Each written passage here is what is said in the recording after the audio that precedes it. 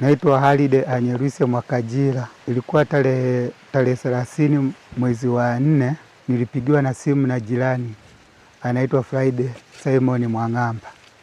Kaniambia nilivyoipokea ile simu ya kwanza, tofauti na simu ambazo nazipokeaga, nilikuwa niko Mbeya, mimi naishi Mbeya. Tofauti na simu zote ambazo napokeaga, ilikuwa ni simu ya mshtuko. Kaniambia, bwana, uje nyumbani haraka sana huku, kuna matatizo. Nikajaribu kumtafuta kuna tatizo gani, hakuniambia.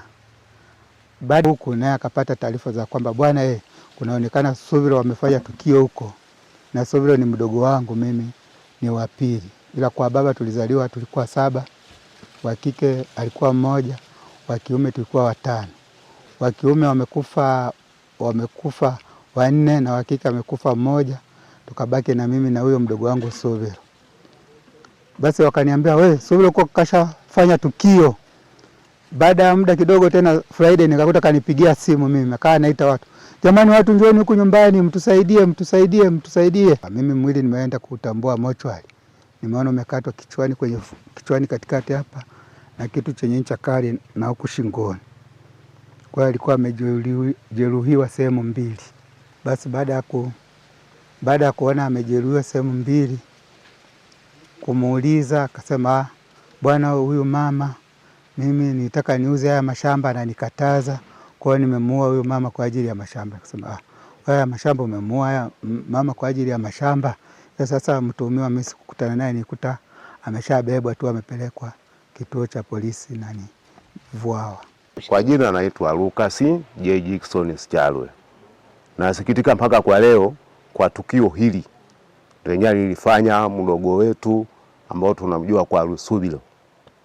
Kwa kweli ndugu zanguni, ni jambo lenyewe limetupa majonzi na kitete kikubwa ndani ya kitongoji chetu hiki cha Ukwile. Na mpaka leo tunasikitika, tunalia.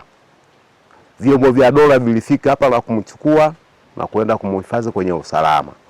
Daima kwa niaba yangu kama mimi ni jirani, huyu ndugu tulitaka tupende vizuri zaidi ya kwamba hivyo vyombo vya dola vimukalishe huko.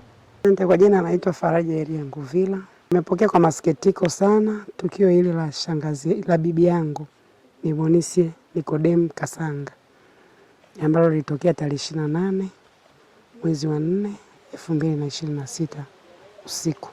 Tustua na kutupa mtazamo kwamba mwenzetu amekuwa sasa tunamuogopa hata kuishi naye tena kwenye mazingira haya. Tunaona sasa kwake yamekuwa yani ni hali ngumu sana ambayo inatuletea masikitiko makubwa, maana jamii yenyewe haimtaki.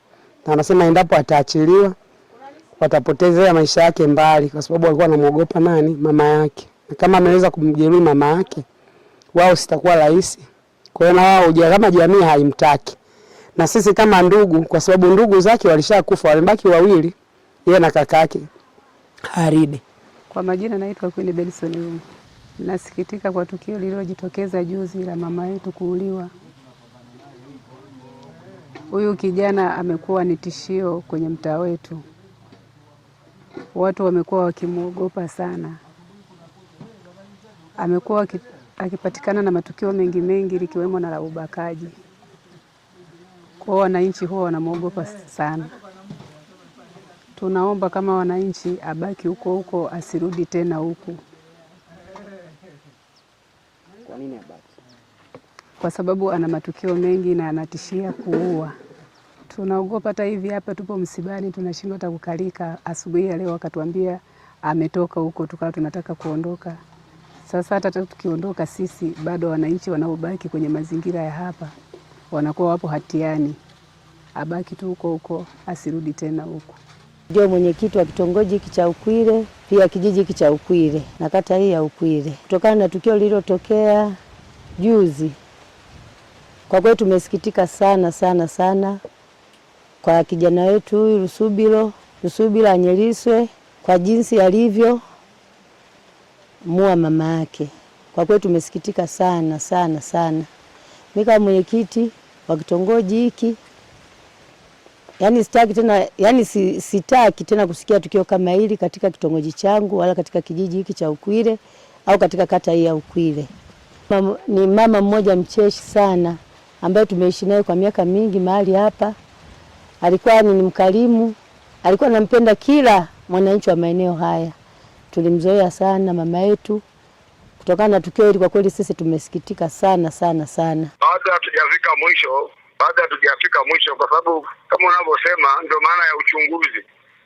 Mtaani kuna maneno, tukifika mwisho tutatoa taarifa. Bado hatujajua ni nini, lakini pia huyu mtu ana tatizo la, wanasema kuna vipindi ana tatizo la akili pia.